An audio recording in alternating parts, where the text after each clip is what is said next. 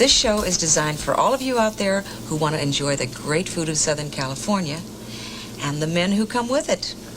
So come on into my kitchen and have a good time.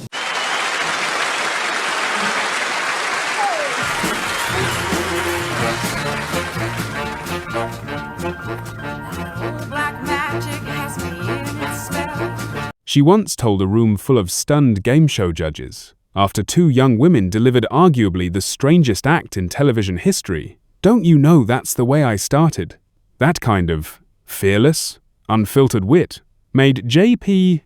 Morgan a beloved fixture of American television for decades, right up until one now infamous moment finally got her fired live on the air. On Monday, the 24th of August 2026, Jaye P. Morgan passed away of natural causes at her home in Castle Rock, Washington, at the age of 94. Today, we're telling the real story of a woman who topped the pop charts in the 1950s, then reinvented herself decades later as one of television's most unforgettable personalities. Jaye P. Morgan's death was confirmed by her longtime attorney and friend, Mark Sendroff, who told Billboard that she died of natural causes in Washington state on Monday. She had been living with her nephew and niece, Duke Morgan Spencer and Peggy Sue Spencer, in Longview, Washington, after many years spent living in California's San Fernando Valley. Her family's own announcement of her passing did not include further specific medical details beyond confirming her death and her age. Out of respect for her family during this time, we won't speculate on additional circumstances beyond what's already been shared. Jaye P. Morgan was born Mary Margaret Morgan on the 3rd of December 1931, in a log cabin in Mancos, Colorado, one of 7 siblings, including 5 brothers, several of whom also became singers. Her family relocated to Los Angeles, where she attended Verdugo Hills High School in the Tujunga neighborhood. It was there, while serving as her class treasurer and performing at school assemblies with her brother on guitar, that classmates gave her the nickname Jaye P, a playful nod to legendary banking mogul Jaye P. Morgan, a nickname she would carry into stardom for the rest of her life. After graduating high school, she joined the Frank DeVol Orchestra as its lead female vocalist, performing steadily from 1950 to 1953, a period that gave her the professional foundation for what came next. Morgan's recording career took off almost immediately. In 1953, she scored her first hit with Life is Just a Bowl of Cherries. The following year, her career reached its commercial peak with That's All I Want From You, which climbed all the way to number 3 on the Billboard charts and became her signature song.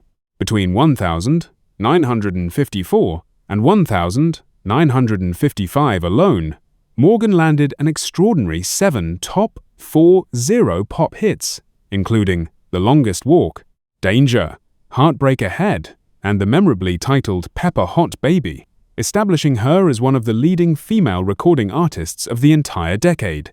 As television expanded rapidly through the 1950s, Morgan became a fixture of the medium as well, appearing as a vocalist on the ABC quiz show Stop the Music and headlining her own twice-weekly NBC variety program. In 1956, the Jaye P. Morgan Show, which featured 4 of her brothers performing alongside her. She appeared regularly on major variety programs of the era, including The Perry Como Show, The Jackie Gleason Show, The Steve Allen Show, and The Ed Sullivan Show, cementing her presence across virtually every major stage of 1950s American entertainment. As musical tastes shifted through the 1960s, Morgan pivoted toward acting, taking on guest roles across a wide range of popular television series, including General Electric Theater, hosted by a young Ronald Reagan, Hennessy, The Joey Bishop Show, and My 3 Sons. She continued scoring musical success as well, landing 2 hits on Billboard's newly created adult contemporary chart in 1970 with Love of a Gentleman and What Are You Doing the Rest of Your Life. Beyond television, Morgan maintained an active and varied career for decades afterward, appearing on The Odd Couple, playing herself, and delivering a memorably reluctant guest turn in a bird costume opposite Kermit the Frog on The Muppet Show in 1978, performing a duet of That Old Black Magic with Dr. Teeth. Her film credits later included Loose Shoes, Night Patrol, and, in 1992, Home Alone 2, Lost in New York. She also found continued success on the stage, starring in the Broadway production of Sugar Babies, and remained a popular nightclub and concert performer well into her later years, including memorable pairings with comedienne Beverly "Pudgy" Cardella. As previously mentioned, Jaye P. Morgan's death was attributed to natural causes at the age of 94, according to her family and her longtime attorney.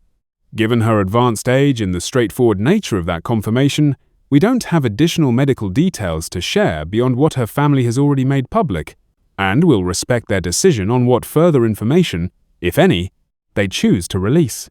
Jaye P. Morgan was married 3 times throughout her life.